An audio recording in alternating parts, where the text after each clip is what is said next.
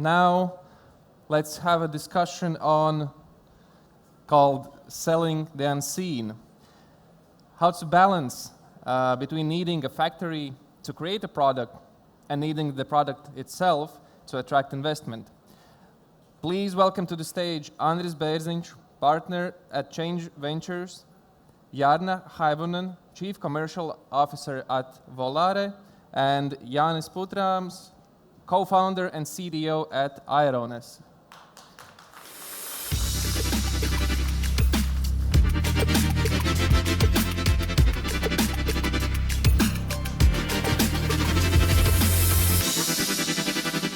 Great. Welcome, everyone. Great to see you here. Thanks, Jan and Jānis, for joining us. Thank you. Lovely. Well, I'd like to ask each of you to give a very quick intro to your company, what you do, and maybe, sort of in particular, what is sort of the first thing you had to put on the table for investors to start to back the company in building what you're building? Sure. So my name is Jarna Haivonen. Like I said, I'm CCO at Volare, and we are about 3 years old now. Basically what we do is we replace unsustainable protein sources in animal feeds, so aqua feeds and pet foods, for instance. And the way we do it is that we take food industry side streams, for instance, oat hulls or bakery side streams or something like this, and we turn them into insect protein meal and oil. We are a spin-off from a research center called VTT from Finland. And basically, for getting the pre-seed funding, first we had a couple of patents which we own in the company. Also initial discussions with customers and really light LOIs, so pre-agreements with the customers at that stage. Okay, super. Jānis? Hello, everyone. So I'm co-founder and CTO of Airones, and we solve a wind turbine maintenance problem. So why do we think there's a problem and why it's important that somebody solves it? First, we like green energy, and we think that it's important that it runs efficiently. And secondly, wind energy is expanding. There are more and more wind turbines being built, and not just more of them, but also bigger ones. And one of the challenges is that the blades become bigger and bigger. So, for example, if you imagine that this whole building is about like 100 meters. So the biggest blades are 130. So it's like the whole block, that's the biggest blade, how big the new blades are. And right now, all job is done manually. Basically, industrial climbers go in and do the job. So how we approach this problem is that first we calculate what's the optimum maintenance plan. You don't want to do too much of the maintenance and you don't want to do too little. And then we build robotics to execute those optimal plans. And essentially the goal is to minimize the cost the green energy produces. And so, but still the second half of the question, what was it you had to do to put on the table for the first investors to back you? Actually, it was a funny story. Like in Y Combinator, there was like a 3-month period, and the advice during that period from Y Combinator was that you should do only 2 things. You should talk to your customers, and you should write code.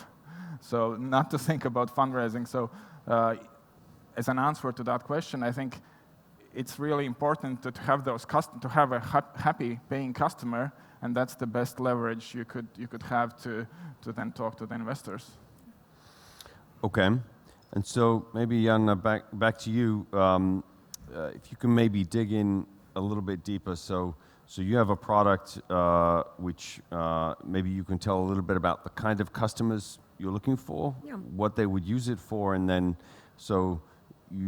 before you have full-scale production with thousands of tons a year, how do you get those first customers to even think about using you, and what sort of commercial arrangements, or what are you doing to try and get that going? Yeah, so basically we have 3 different products. So we have a protein meal, we have an oil, which is similar to palm kernel oil or coconut oil, and then the third product is a fertilizer product. And basically we produce all of these all the time, so we need to have customers for all of them. Protein is the main product, so I'm going to stick to that for now. The biggest customers are pet food manufacturers, so we sell an ingredient to the pet food manufacturers, and aqua feed. So basically the companies that make food for fish that you then buy from the shop and eat. So those are our biggest customers.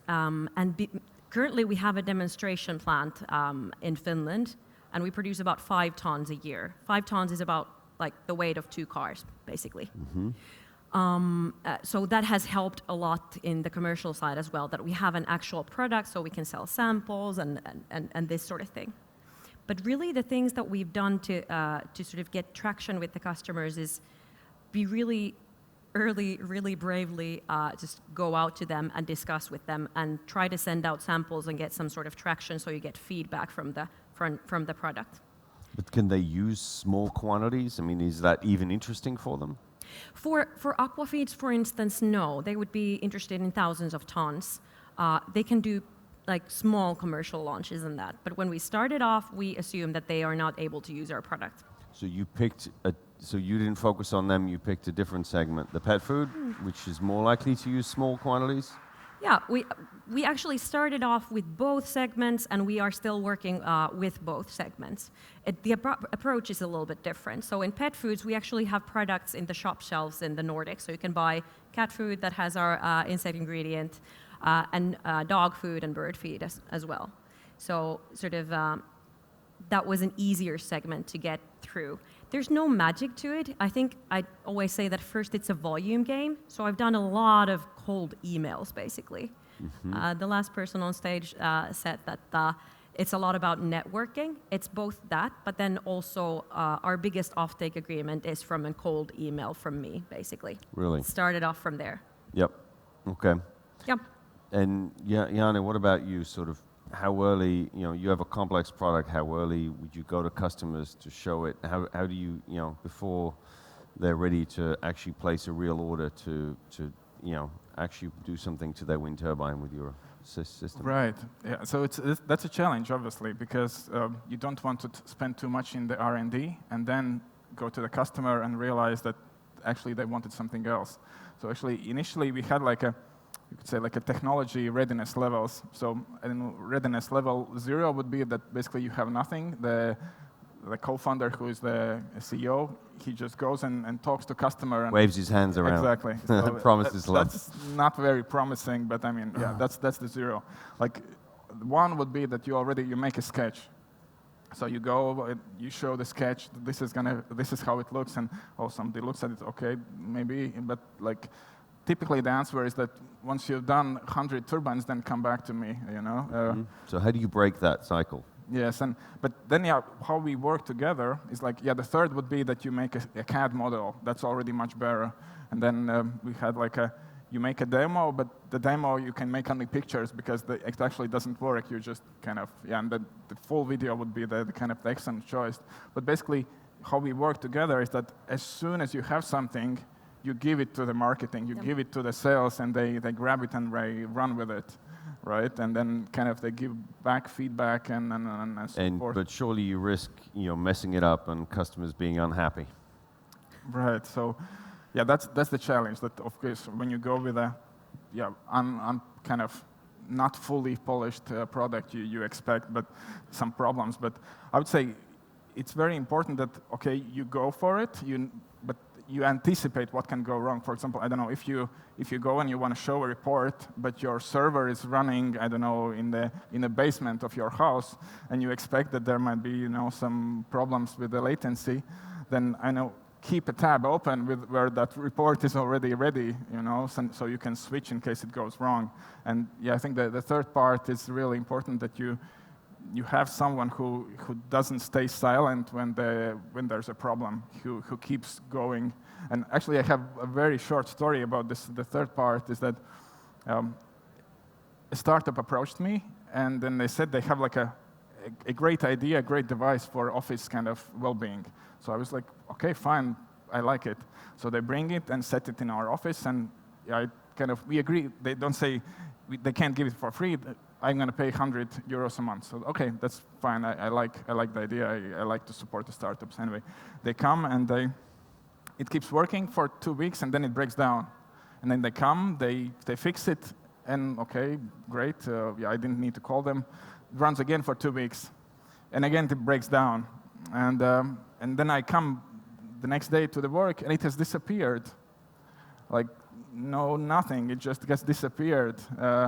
And what gets me frustrated there is that not the fact that it broke, but that they gave up. You know, I would want them to call back in the week and tell like, we fixed it, we want to bring it back, but I never heard of them again. So I think that's an important part. Keep kind of persistence. Yeah. Yeah. So Jan, any stories about early customers and having to deal with stuff didn't work? Yeah, I think it takes a bit of courage to, for instance, I didn't know anyone from the food industry, basically. I didn't know anyone from pet food industry or definitely not aquafeeds. So you go there and you don't really know the product and you don't have anyone else with you. So you have to have a balance of being courageous and then being super active. I think that's part of the story that Yannis told, that like being super active towards the customer and respecting their time and energy. So it's really like very basic things of doing what you promise, and if you can't do what you promise, you just communicate very well. And also one thing to note is that many people from corporations actually like working with startups. It's exciting as long as you are very professional, so you have a balance of being exciting, but super professional and super responsive, and actually taking them on the journey together. So but no really like good stories about something going super wrong, but maybe some embarrassing stories of me not understanding the oleochemical segment, for instance, and the fatty acid composition of something Okay. and so forth.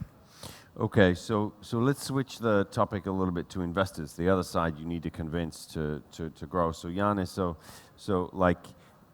how has your communication with investors changed over time as you've had more and more customer and technology proof that this really works? So what has that changed for you, how you talk to investors? Right. So I think obviously as we've grown, there are like different kind of checkboxes that we need to tick. Initially maybe it's the investors are looking more at the team and kind of trying to understand, is this team like, do they have all the necessary kind of skills or experience? Are they gonna make it? And then maybe they can look, is the market there? Is the product right? But I mean, yeah. Then as you go, like, is there traction there? Is the happy customer? Is there like recurring revenue? And eventually, like, are you scaling? Like, how fast can you scale? Yeah, is the technology ready to do that? I think. Jana, what about you? Yeah, for us it's changed sort of round by round. So first we had the pre-seed round and then the seed round, and different boxes to tick and hoops to jump through are sort of changing. Also, the market has changed a lot, like financial markets in the past few years. I think pre-seed round, it was more the team, the idea, the sort of super early customer attraction. In the seed round, we already had an operational demonstration plant showing that the technology actually works. But then we also had launched pet food products with partners. We had more and more customers. We had a heap of LOIs and so forth. And how much is an LOI worth? I mean, Sorry? how much is an LOI worth? How seriously do investors take those? I think when it comes to the seed round, that's enough. Now we're raising our A round, and actually the feedback that we got was that, hey, you need to have an offtake agreement. So this means like a binding agreement. So basically an agreement for a factory that doesn't exist yet. And the market that we operate on is basically, aquafeed producers and pet food producers buy from the spot market. So it's really, really, really difficult to get them to sign something that's going to happen in 2 years. It's the definition of vaporware, right? Yeah. It's impossible, but we did it. So now we have an offtake agreement with one of the biggest aquafeed producers globally, and the way they put it, I think was quite funny. They said that they're pretty excited because they've never bought material that doesn't exist from a factory that doesn't exist before. So I think that's sort of tells about the mentality as well. That it's not something, but this was one of the sort of boxes to take for this round that we're raising now. So, yeah. So maybe one other aspect on the customer side is who you're talking to. So Yanni, maybe talk about in the early days when you still didn't have a robot that had done really proper servicing. who would you talk to in these big, giant organizations that are doing wind turbine construction and maintenance? Right. So actually, in the beginning, like we didn't go straight for the big companies. And I remember how was there's an interesting story with the first customer we got in the United States.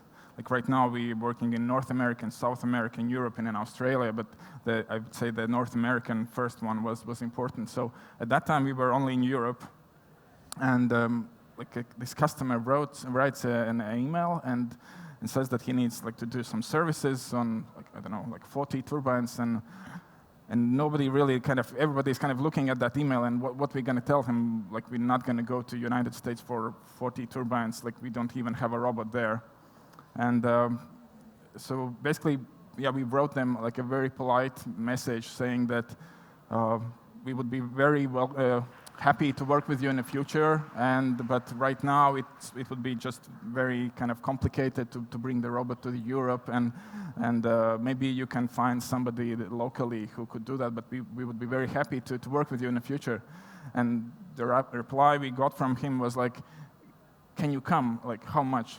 You know, and then basically, we gathered, or we went to the United States and did the job. But what we actually found out later, that it was like an end of warranty for him. Like the 1st of April, I think, was the end of warranty. So he really needed to get that job done before the 1st of April, and only the robot could do this in such a speed. If he had taken the people, that would have taken too much. So I think, just kind of working with those customers, and like if the customer really has the pain, and there are some customers who are just open to like startups and they're ready to kind of. To some extent, it's also about choosing the right customers. I think so, and the next one was also much easier. Yeah. Mm-hmm. Yeah. No, any thoughts on that? Choosing the right customers? Yeah, I think it depends on the segment a lot. In aquafeeds in Europe, there are like 5 big companies that work there. Mm-hmm. So you basically have your target list right there, and it doesn't really matter which one of them it is, or you will learn whether they're interested or not, and what it will take, basically. We are in a lucky position in the sense that the market is changing right now. There's a huge need for novel proteins. So the protein demand is going to almost double by 2050, and these companies are in the heart of this problem. So this is really like... And the other question on who you're talking to. So how do you know who's the right person to approach early on when you're still, have a little experimental factory? Yeah, I think depends a lot on the organization. If you're talking to the R&D, there are obvious risks that you're a gimmick for the R&D department, or that they don't have the access to the decision makers. I think you have to understand on which level the decisions are made. But you don't have to talk to the CEO always. He might or she might not be the right person to talk to about this thing. Is there like innovation departments in these companies that you look for, or? There are innovation departments as well, but we've talked to sourcing and R&D, and many of these companies already have actually like a person for novel proteins, basically, or novel ingredients. So they have a dedicated person that no matter who you approach, they will guide you to that person, basically. Okay. But it's not easy always to find the right contact in these big companies. Exactly. So, so what would you do differently? So if you had to rewind, Janne, go back, and what are the maybe things you might have done differently that could affect the trajectory you're on now even better? I don't know. Yeah, it's a tough question, because you always do your best, right? And then only afterwards, then you can kind of look back and see what you've done wrong. But I think, at least for me, what's been important is to kind of realize my own kind of areas of development. So, for example, at the time I did something and it seemed like fine, like I did great. But then later on, for example, I understood something and I realized that I should have been like more persistent, or approach more or more outgoing or something like that, But it's difficult to tell. I would say maybe one kind of advice I could give is with this when we're talking about going to first customers, that if you're ashamed of the product that you're going, then it's good. If you're not ashamed, then you're too late. And so yeah, just kind of be persistent and don't let that stop you. Don't try and build the perfect product before you go to the client. So this is Y Combinator advice, by the way. It's tried and tested by some of the top companies in the world. Janna, any thoughts on what you would do differently? Yeah, I totally relate with like in hindsight, many things might seem like, okay, we should have done this and that, but at the time you only have the information that you have. A couple of things that I would probably do differently. We work in the circular space, and if I bet that if I asked every one of you what we do, now that I've explained it, I would get many answers. So like really nailing the story of what you're doing to the different investors and the different customers early on, and then keeping on sort of working on the story of what it is you're solving and for whom and what's the solution. So that's something that I think would have helped to do that really profoundly in the beginning. But doesn't the story just change over time? It does change, but then having the story, if you have a story, it can change. If you don't have the story right in place, then it can't change. Another advice, which is from Baltic VC Paavo Räisänen, actually, from my previous life, I asked him for some advice, and he was like, yeah, I was expecting for some like profound something, and he was just like, yeah, I'm gonna pass on this advice. Sell more and faster. And I think that works. Of course, always it's not possible to push for the customer too much in the beginning, but you can always try a little bit, getting things earlier. Always push a bit harder, maybe. Yeah. And so maybe to wrap up, sort of, you're both in companies that are doing complicated, hard things, right? They're not obvious. It's not a, software company with an obvious market, a sort of classic startup, easy stuff. They're deep tech and complicated. So what, if you, Jannis, if you're talking to young people out there thinking about, maybe joining a startup, so why one of these startups? Why something like that? Obviously it's you could say it's complicated because there are many different parts involved. There are like engineers who think how to solve problems that have never been solved before. For example, we look how a person uses a paintbrush and paints a blade, and then we think how a robot could do that. Like things like that. There's place for like procurement, for example. You could say that's a boring area, but actually, like you have spare parts, you have international coverage. You need to plan how you're going to do this efficiently. There's R&D, there are upgrades, consumables. That's like a super interesting kind of planning challenge. And also for the technicians, what we've kind of talked to them is that they get to travel all over the world, and they operate robots. And actually, one of the best technicians are those who are very good at Game Boy. That's a similar skill that they need. But yeah, I mean, you get kind of vertical integration, and every part plays an important role, and every part requires a kind of a special type of skill. So Janna. Yeah, I think one obvious thing is that these sort of startups, some of them are not maybe that sexy, but they might be more impactful. So I think the impact is something that is pretty compelling in these sort of startups, and also it's very tangible. Like I joked around earlier that our product is dry powder. So if there's any investors who want some dry powder, then just joking. Anyways, but it's very tangible, and there's a lot of it's nice to solve hard problems. Rewarding. It's rewarding. It's fun. Super.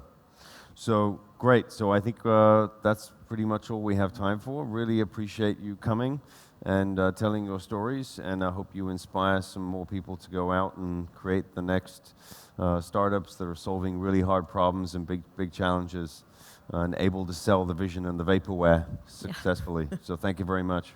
Thank you.